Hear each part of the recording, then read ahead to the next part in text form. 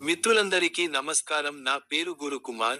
మీ ఇంట్లో negative energy అంటే దుష్ట శక్తి, నకారాత్మక శక్తి, సామాన్య భాషలో గాలి, ధూళి, ప్రేత బాధ ఇత్యాదివన్నిటిని కలిపి నెగటివ్ ఎనర్జీ అంటాము.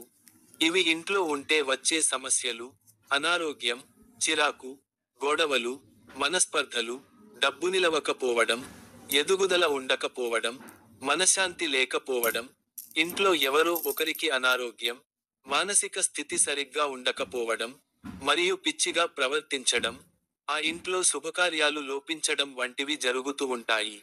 అప్పుడు చేయతగ్గ పనులు: ప్రతి శనివారం ఉప్పు, నిమ్మకాయ రసం కలిపిన నీళ్లతో ఇల్లు మొత్తం తుడిచి, సాంబ్రాణి ధూపం వేయాలి.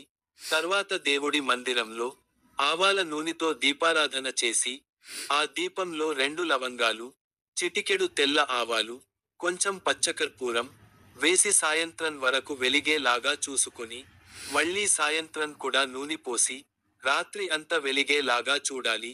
అలాగే మంగళవారం రోజు కూడా చెయ్యాలి. ఇలా 3 నెలలు క్రమం తప్పకుండా చెయ్యాలి.